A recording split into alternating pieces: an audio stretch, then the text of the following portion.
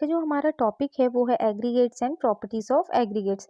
तो एग्रीगेट्स को हम क्यों as a building material use करते हैं, उनकी क्या क्या प्रॉपर्टीज़ होती है, ये सारी चीज़ें हम आज डिटेल में पढ़ेंगे।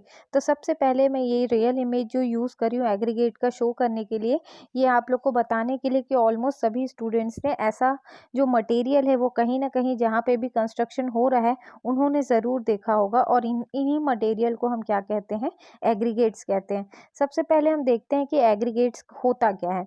तो ये है एग्रीगेट्स का डेफिनेशन। इसमें लिखा है कि मोटर और कंक्रीट बनाने के लिए हमको जिस मटेरियल का यूज़ करते हैं उन्हें ही हम क्या कहते हैं, एग्रीगेट्स। फॉर एग्जांपल मोटर को यदि मैं एम से रिप्रेजेंट करती हूँ तो मोटर क्या का मिक्सचर होता है, आपका cement plus fine aggregate plus water. यहाँ पे फाइन एग्रीगेट में हम क्या यूज़ करते हैं, सैंड, रेत को यूज़ करते हैं। तो ये बोल रहा है कि अगर आप मोटर बना रहे हो तो आपका क्या यूज़ हो रहा है, आपका फाइन एग्रीगेट। तो ये बोल सकते हो कि एग्रीगेट का यूज़ करते हो आप क्या, मोटर बनाने के लिए।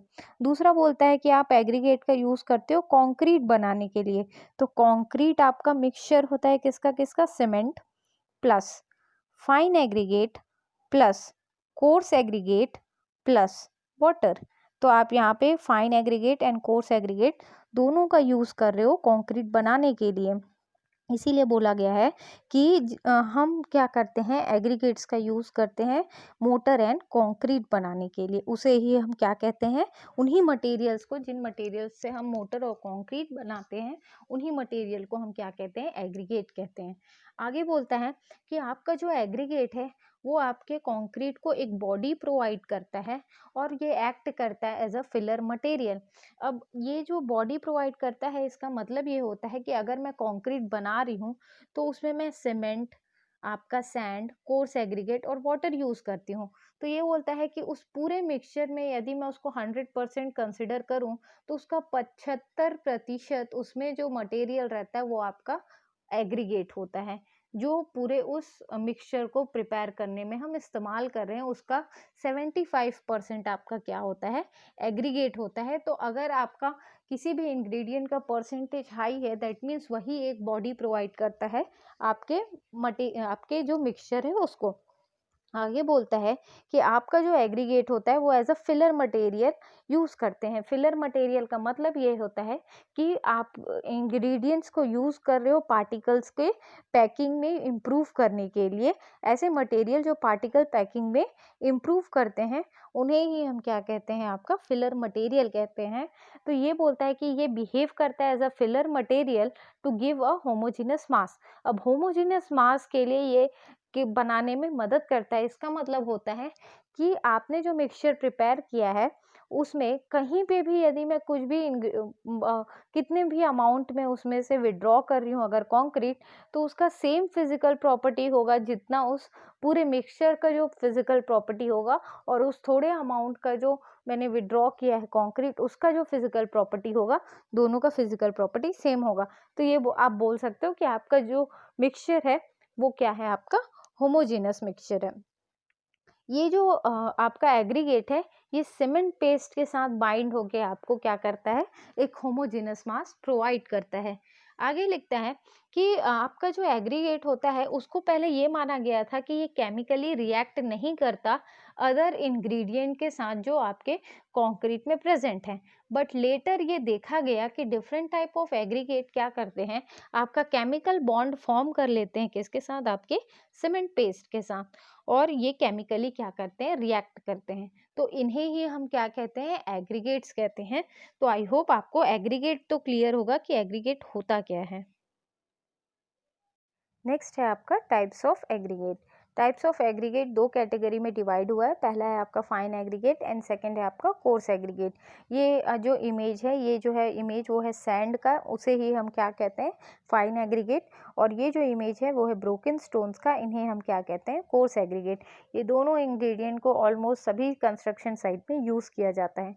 अब आप फाइन और कोर्स एग्रीगेट के बीच में डिफ्रेंशिएट कैसे करेंगे। तो फाइन एग्रीगेट का मतलब ये होता है कि ऐसे एग्रीगेट्स जिनका साइज 4.75 mm से कम हो उन्हें हम क्या कहते हैं, फाइन एग्रीगेट कहते हैं। और कोर्स एग्रीगेट क्या होता है, ऐसे एग्रीगेट जिनका साइज आपका 4.75 mm से ज़्यादा हो उन्हें हम क्या कहते हैं, कोर्स एग्रीगेट कहते हैं। नेक्स्ट है हमारा प्रॉपर्टीज ऑफ एग्रीगेट्स। आपका प्रॉपर्टीज ऑफ एग्रीगेट्स का मतलब ये होता है, ये बोल रहा है कि आपके एग्रीगेट में कौन कौन सी प्रॉपर्टीज होती हैं। तो सबसे फर्स्ट यहाँ पे लिखा है साइज।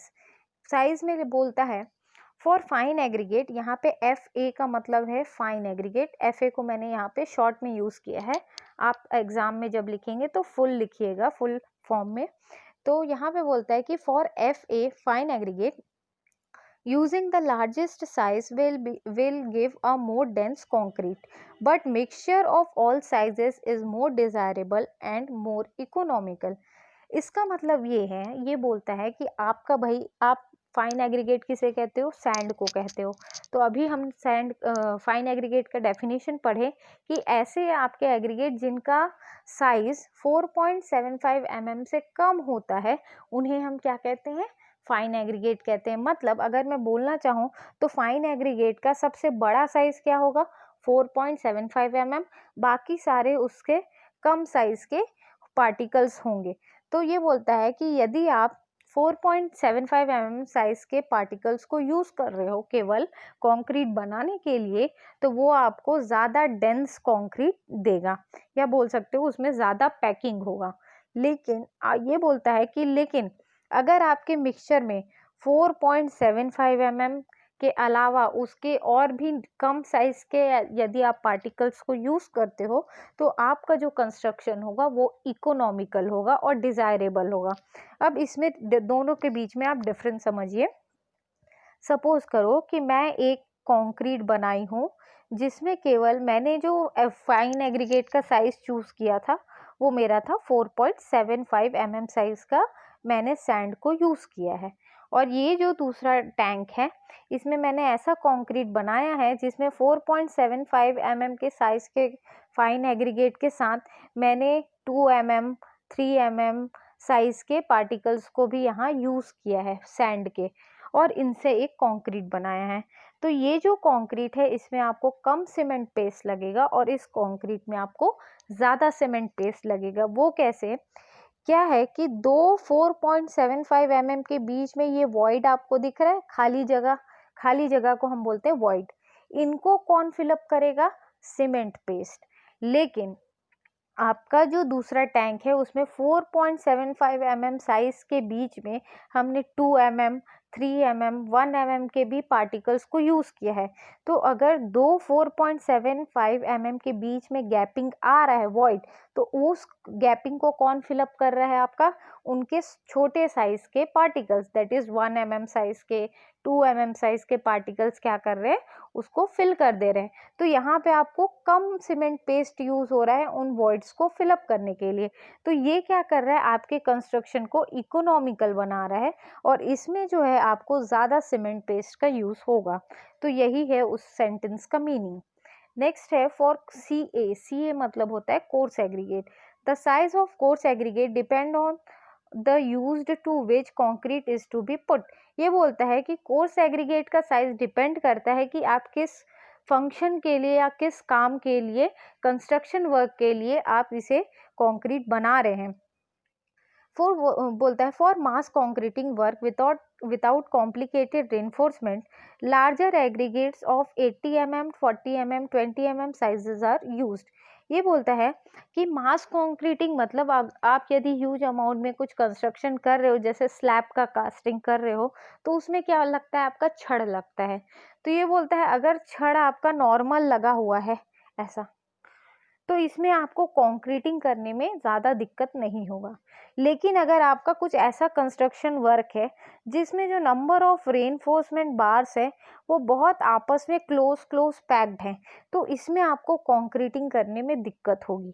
तो ये बोलता है कि हम ये 80 mm 40 mm 20 mm साइज़ के एग्रीगेट्स ऐसी जगहों पे यूज़ कर सकते हैं जहाँ पे रेनफोर्समेंट, छड़ का जो अरेंजमेंट है वो ज़्यादा डेंस ना हो, वहाँ हम बिग साइज़ के एग्रीगेट्स को यूज़ कर सकते हैं। लेकिन अगर आपका छड़ बहुत डेंसली लगा हुआ है, वहाँ पे आप बिग साइज़ के एग्रीगेट्स को यूज़ नहीं कर सकते। तो यही है आपका क्या, फर्स्ट पॉइंट साइज़। नेक्स्ट है आपका सेकंड पॉइंट शेप। शेप में बोलता है For fine aggregate, shape of aggregate play an important role in coarse aggregate rather than in fine aggregate. ये बोलता है कि जो शेप है एग्रीगेट का शेप वो क्या है ज़्यादा इम्पॉर्टेंट रोल प्ले करता है आपका कोर्स एग्रीगेट में, और फाइन एग्रीगेट में शेप का जो इम्पोर्टेंस होता है वो कम होता है। ये इसलिए कम होता है क्योंकि फाइन एग्रीगेट्स के पार्टिकल्स का साइज ऑलरेडी बहुत स्मॉल होता है, तो वो किसी भी शेप के हो उससे कोई फ़र्क नहीं पड़ता। आपका जो ज़्यादा फ़र्क पड़ेगा वो आपका फ़र्क पड़ेगा किनके कारण, आपके कोर्स एग्रीगेट के कारण, क्योंकि उनका साइज बड़ा होता है। तो ये बोलता है for coarse aggregate the shape of aggregate is an important characteristic as it affects the workability of concrete, it also affect the strength. ये बोलता है कि कोर्स एग्रीगेट में शेप बहुत इंपॉर्टेंट रोल प्ले करता है, और ये क्या करता है आपका अफेक्ट करता है कंक्रीट की वर्केबिलिटी को और कंक्रीट के स्ट्रेंथ को, दोनों को ये अफेक्ट करता है। अब आप कोर्स एग्रीगेट में देखना कि डिफरेंट टाइप्स ऑफ एग्रीगेट्स जो होते हैं, कोई ऐसे सर्कुलर शेप के होते हैं, कोई आपके ऐसे एंगुलर होते हैं, कुछ ऐसे फ्लैकी टाइप के होते हैं। तो इन अलग अलग टाइप के एग्रीगेट्स को यूज़ करने के कारण आपके स्ट्रक्चर में अलग अलग टाइप का स्ट्रेंथ जनरेट होगा। तो ये क्या कर रहा है, शेप ऑफ एग्रीगेट जो कोर्स एग्रीगेट का शेप है वो क्या करता है आपके कंक्रीट को बहुत ज़्यादा स्ट्रेंथ को इफेक्ट करता है एज वेल एज वर्केबिलिटी को। नेक्स्ट है आपका क्या, स्ट्रेंथ। स्ट्रेंथ क्या होता है, the strength of fine aggregates alone cannot ensure strength of concrete. Strength of coarse aggregate is more important. ये बोलता है कि केवल फाइन एग्रीगेट का जो स्ट्रेंथ है वो आपका अलोन क्या करता है, स्ट्रेंथ देने के लिए रिस्पॉन्सिबल नहीं होता कंक्रीट में, उसके साथ आपका कोर्स एग्रीगेट बहुत इंपॉर्टेंट रोल प्ले करता है, और एज कंपेयर टू आपके फाइन एग्रीगेट कोर्स एग्रीगेट ज़्यादा इंपॉर्टेंट रोल प्ले करता है कंक्रीट में आपका स्ट्रेंथ प्रोवाइड करने के लिए। नेक्स्ट है सरफेस टेक्सचर। सरफेस टेक्सचर का मतलब होता है कि अगर आप कोई भी मटेरियल यूज़ कर रहे हो उसका ऊपरी सतह कैसा है, उसी को हम क्या कहते हैं, सरफेस टेक्सचर। तो इसमें लिखा है generally rough surface aggregates is preferable to smooth aggregates. Rounded aggregates with smooth surface will require less cement paste and hence increase the yield per bag.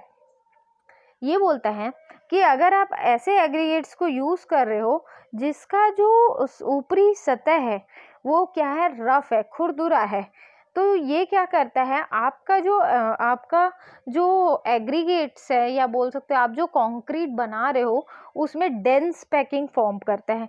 Particle जब डेंसली पैक्ड होते हैं तो वो strength की वैल्यू को बढ़ा देते हैं। तो इसीलिए ये बोलता है कि यदि आपके पास स्मूथ और रफ दोनों प्रकार के एग्रीगेट हैं तो हम उसमें से रफ जो सरफेस्ड एग्रीगेट्स है उनको प्रिफर करते हैं, क्योंकि ये जो है आपका डेंस कंक्रीट बनाते हैं, और ये जो डेंस कंक्रीट है वो स्ट्रेंथ की वैल्यू को बढ़ाने में मदद करता है।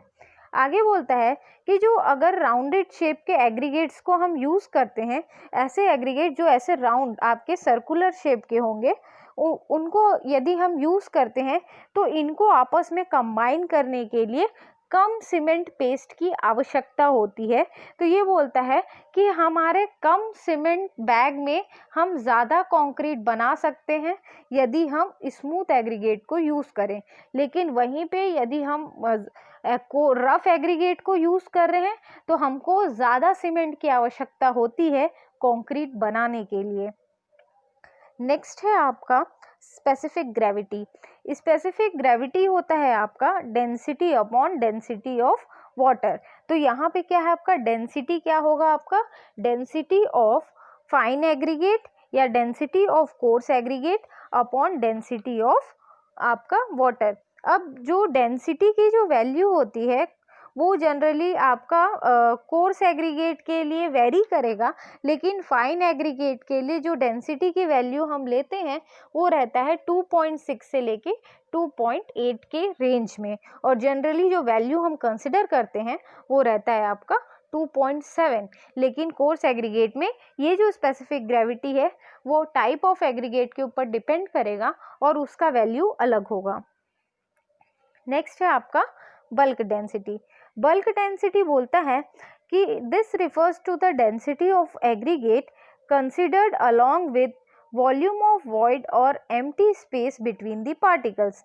बल्क डेंसिटी का मतलब ये होता है कि आप क्या कर रहे हो, एग्रीगेट का डेंसिटी ले रहे हो, डेंसिटी ऑफ एग्रीगेट प्लस होता है आपका क्या, volume of voids. Volume of voids का मतलब ये होता है कि अगर आप एग्रीगेट यूज कर रहे हो तो उसमें बीच बीच में देखना, दो एग्रीगेट के बीच में क्या रहता है, स्पेस रहता है। उसी स्पेस को हम क्या कहते हैं, वॉइड कहते हैं। और उन वॉइड्स का जो वॉल्यूम होता है उन्हीं हम क्या कहते हैं, वॉल्यूम ऑफ वॉइड्स। तो बल्क डेंसिटी आपका क्या है, density of aggregate plus volume of void. Next है आपका क्या, वाटर एब्जॉर्प्शन। इसमें लिखा है generally for fine aggregate water absorption is negligible. ये बोलता है कि फाइन एग्रीगेट के केस में जो वाटर एब्जॉर्प्शन, अच्छा वाटर एब्जॉर्प्शन का मतलब होता है पानी का सोखना। आप जो एग्रीगेट यूज कर रहे हो वो कितना पानी सोखता है, इस ये बोल रहा है। तो बोलता है कि जो फाइन एग्रीगेट सैंड होता है वो बहुत ही कम मात्रा में आपका पानी को सोखता है, इसीलिए हम उसको क्या कहते हैं, नेग्लिजिबल कंसिडर करते हैं। ये बोलता है कि जो वाटर एब्जॉर्प्शन का जो वैल्यू है वो हमेशा कम होना चाहिए। मतलब ये बोलता है कि जो भी आप एग्रीगेट को यूज कर रहे हो एज अ कंस्ट्रक्शन मटेरियल या कंस्ट्रक्शन साइट पे, वो एग्रीगेट कम से कम पानी सोखना चाहिए। अब वो कम पानी तभी सोखेगा जब आपके एग्रीगेट्स में क्या होगा, कम से कम क्या होंगे, पोर्स होंगे। पोर्स मतलब छोटे छोटे छोटे छोटे गड्ढे, वो यदि कम होंगे तो कम पानी वो एब्जॉर्ब करेगा।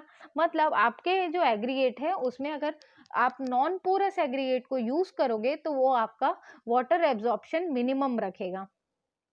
तो बोलता है कि जो वाटर एब्जॉर्प्शन है वो क्या डिपेंड करता है, आपका पोरोसिटी ऑफ एग्रीगेट के ऊपर। अगर आपका एग्रीगेट ज़्यादा पानी एब्जॉर्ब कर रहा है तो वो आपके कंक्रीट के ड्यूरेबिलिटी और वर्केबिलिटी दोनों को क्या करेगा, अफेक्ट करेगा।